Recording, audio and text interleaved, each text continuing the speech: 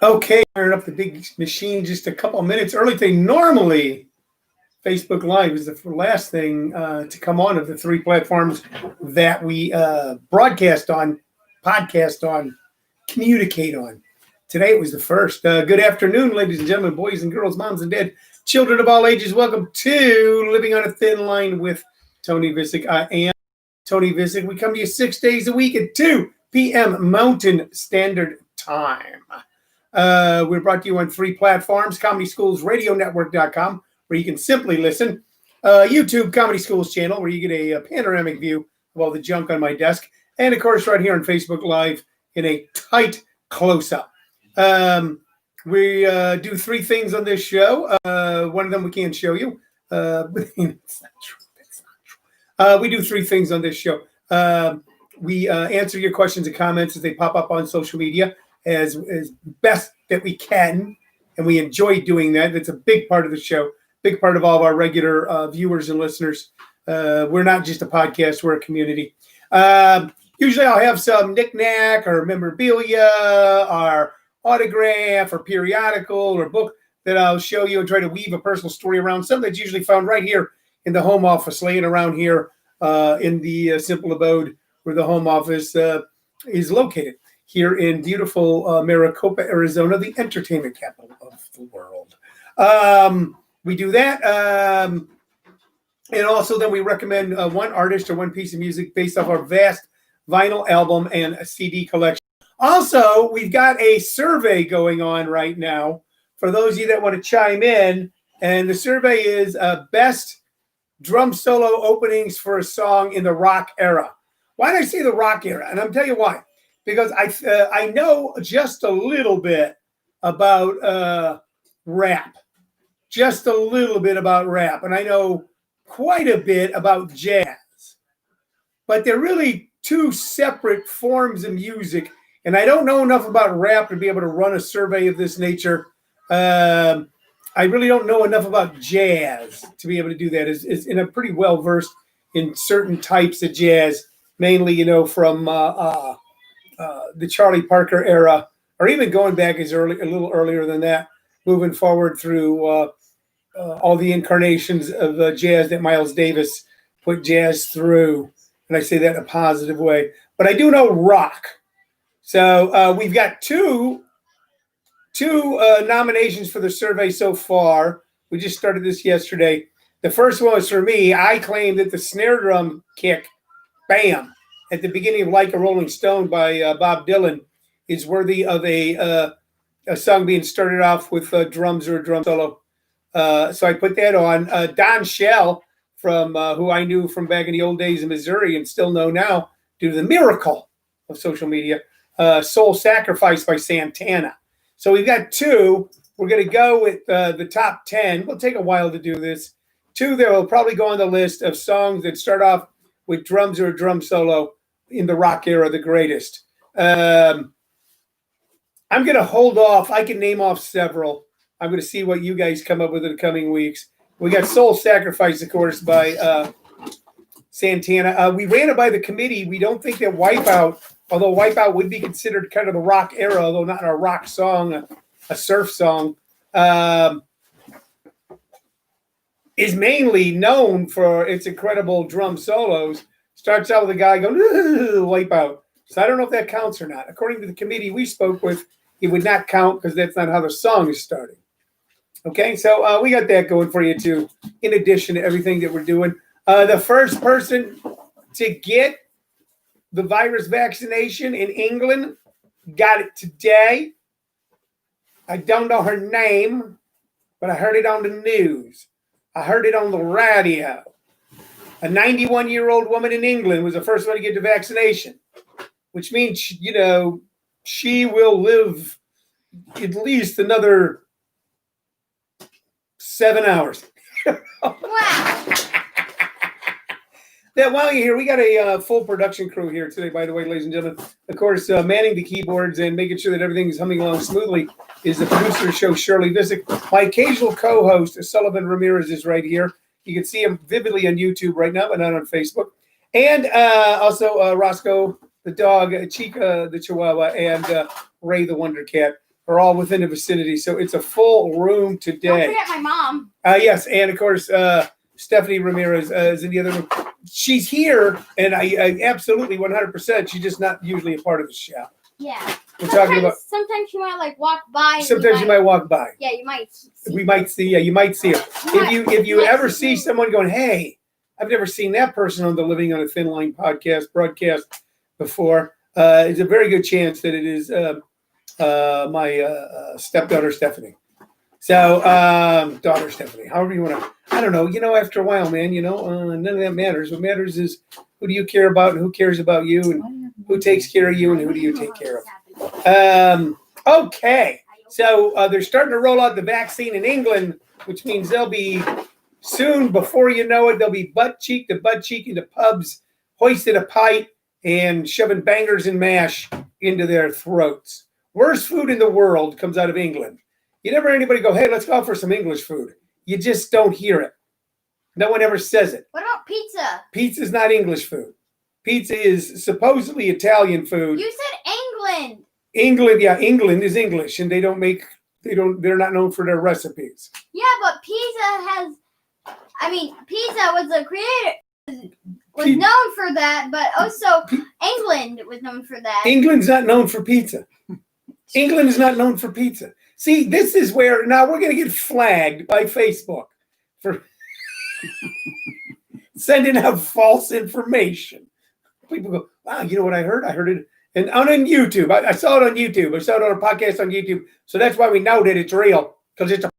And people think Siren Head is real. They think what? They think Siren Head is real. I mean, we still don't know, but like there has been a bunch of sightings, but yet again, there's sightings of Bigfoot too, but he's not real.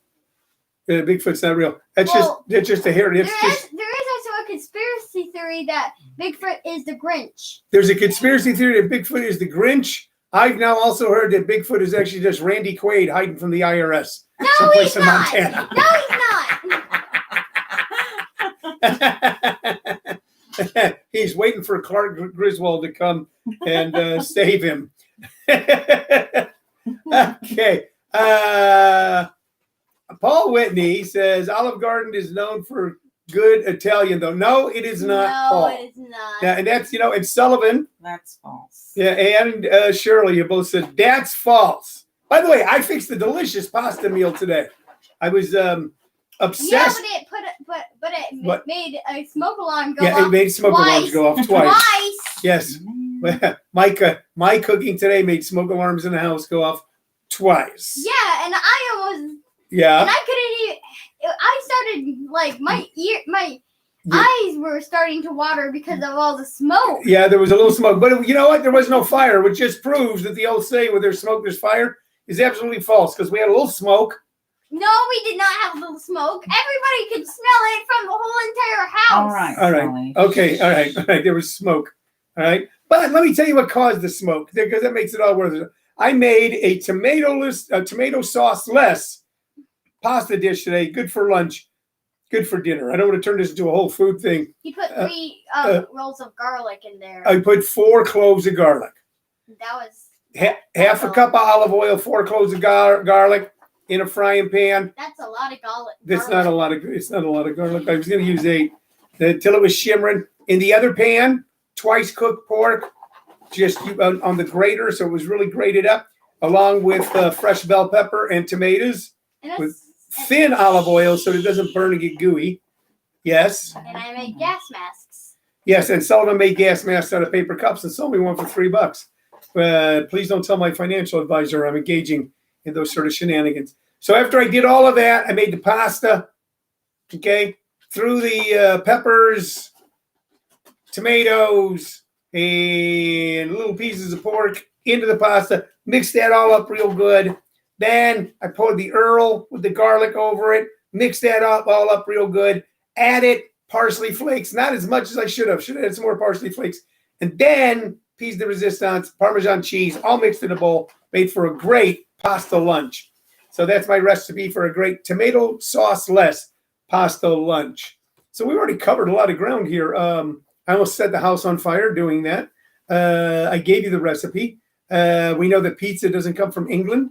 And we know that a 91-year-old lady is now safe from the COVID, so she can go out knocking boots all around London town. She still has to wear a mask. Yeah. You know what? I think. And gloves. Yeah. I think that yes, masks and gloves will be required from the 91-year-old lady. So.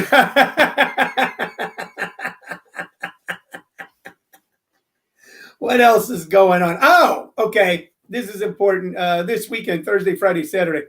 We always talk about pizza on the show. It always brings this guy up. I don't know why. I don't know. When we always talk about pizza, we always end up talking about pizza on the show. Yeah. And then who comes up on the show? Jim Perry. Yeah, it's weird. Yeah, who owns JP's Comedy Club and who puts salt on his pizza. So we'll just be talking about something, and then pizza will come up, and then it always reminds us of Jim Perry. And when we think of Jim Perry, the first thing we think about is the man puts salt on his pizza. But the second thing we think about is that he is the proprietor of the Greater Phoenix, Greater Gilbert, Greater Arizona's latest and greatest stand-up comedy nightclub, JP's Comedy Club. And this Thursday, Friday, Saturday, it's a real treat to be able to get the guy who's going to be there this weekend in a small club setting. And by the way, the best stand-up is seen in small clubs. It is. Stand-up is an intimate art form. And not weird intimate, like when we were talking about the 91-year-old lady. It's just an intimate art form. And Mark Cordes, who I have known and have worked with and have been hiring since the early mid-'90s, but he's been around since '88. One of the best corporate comics in the country, one of the cleanest comics in the country, one of the top cruise ship comics in the country, all-around great guy. Mark Cordes is going to be a trek down from where he's been quarantining in the high country, do a show just for you this Thursday, Friday, Saturday. So if you like clean, high-quality, interesting comedy from a real comedy veteran, you're going to want to make it at the JP's Comedy Club this Thursday, Friday, Saturday. I'll be there tonight teaching advanced comedy workshop. New round of that starting December 22nd. So I think that gets all the help. And I should start mentioning New Year's Eve, JP's Comedy Club, Jim Perry, Tony Vicich. It will be a hybrid Zoom show. So those of you who can't join us in person will be able to be there. So we got all that going. There was a recommendation to do some things here. I don't know where I got this particular comic book. What have I got in my hand? No, not this one. I don't want this one. I want this one. Okay. What up? So this is Submariner. Okay. 20 cents. So for a long time, comics were only 10 cents. Then they went up to 12 cents, which caused quite a brouhaha. To be honest with you, as a little kid, I'd save up my money and I had to save up 12 cents instead of 10. This one was published in 1973. So this comic book came out the year that I graduated high school. This is May of 1973. So the last month that I was in high school, this came out. Now, I was reading comic books in high school, but I wasn't reading Submariner, Fantastic Four, Spider-Man, all those things. I was reading the underground comics that I really, truly fell in love with, the Art Crumb comics and Griffin the Fabulous Furry Freak Brothers, Fat Freddy's Cat, Mr. Natural, all of those great comic books. But what have I got here? Sullivan has started his own collection. Can we show it? And he started Walking Dead comics. These are all the ones that I have. Yeah, he's collected Walking Dead comics, and of course Shazam. This is a no. This is Peter Porker's The Secret of Spider Ham. So that's pretty funny. And then we got Shazam. And then we got another Shazam. Now, I don't know a lot about the Shazam series. It's a DC, out of the DC universe. It's actually pretty good. Yeah, and they retail for $4. Leads up to the actual movie. It leads up to the actual movie. Well, actually, I'm pretty sure like that one's probably like the second movie, but like they never made a second movie. Yeah. So my grandson and I, our latest thing is going to. They actually opened up a comic book store in Maricopa, Mr. E's Comics. Great people up at Mr. E's Comics. Patient, cool people. Sullivan, go up there and ask them all kinds of questions. They answer the questions. Here, buddy, put these someplace safe now. Okay. People go, are you wasting money on comic books? And I go, no, it's not a waste because we love them. Okay, it's not a waste because there's a lot of things we're not doing right now. There's a lot of things we're not doing right now. So as far as discretionary income, we've got a little extra dough. And a lot of things that Sullivan and I used to like to do, going to the arcade and all those things, we can't do it right now. But we have found Mr. East Comics, and that's our new hangout. We will be there tomorrow. Yeah, and it's not as bad as those two ladies fighting for toilet paper. Yeah, and it's not as bad as two ladies fighting for toilet paper. And what was that, a YouTube video? No, it's on social media. It's on social media, two ladies fighting for toilet paper. Literally, that actually happened at the store. So I think I'll reveal a big secret right now why we haven't had a toilet paper shortage in this house is I just don't use it. I don't like it. I don't like the way it feels. And since I am a bit antisocial, it keeps people away from me. So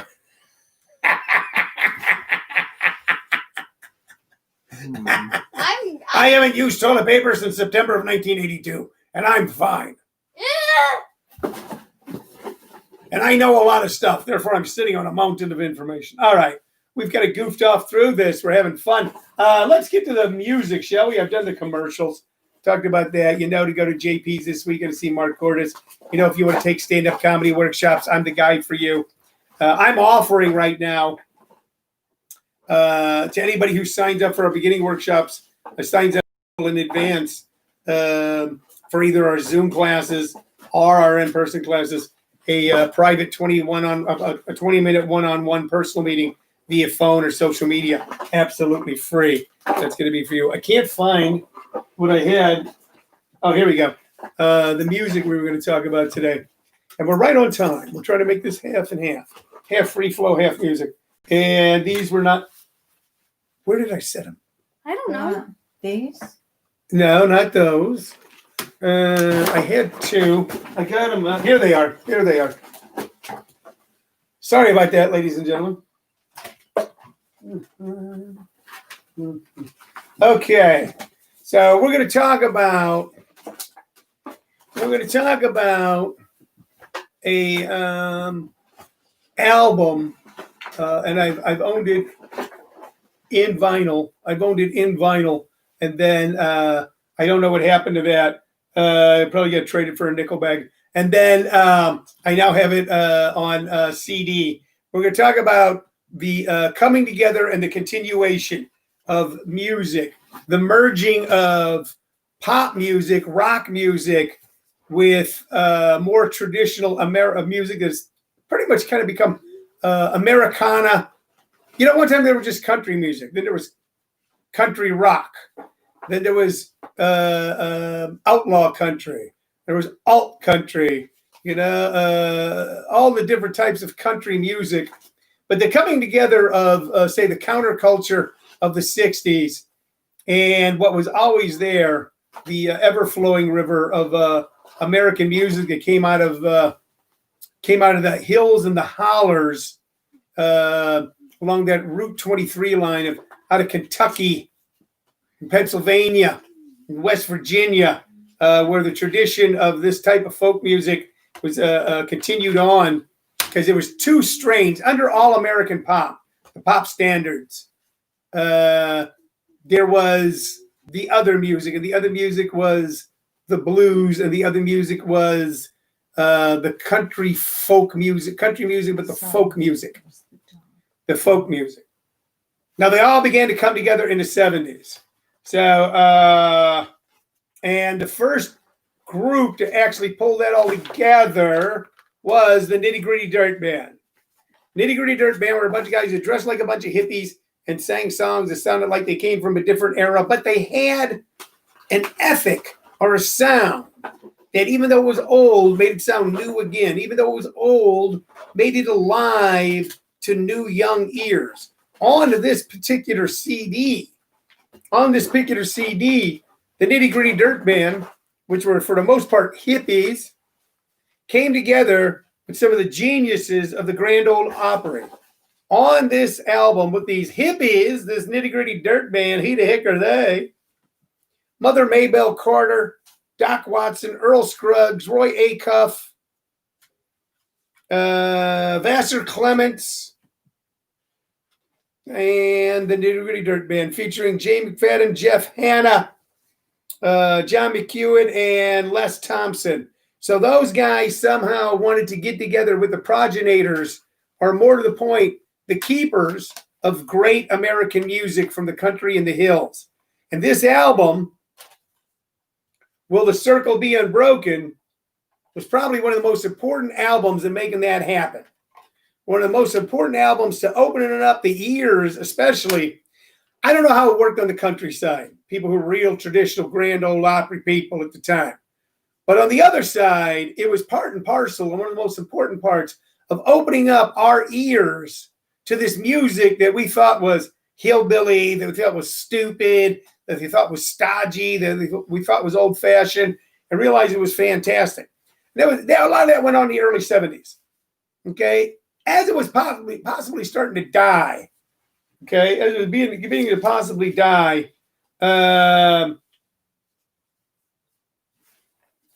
were two movies made that helped, and that's why I think I'll go with this second. Two movies made that really helped keep that tradition and that music alive. And one was "Oh Brother, Where Art Thou?" And Cheryl, the song we'll be picking from it is well, we want "I'm a Man of Constant Sorrow," but we want the full band one, not the just the acoustic with vocals one. "Man of Constant Sorrow" from "Oh Brother, Where Art Thou?" One of the greatest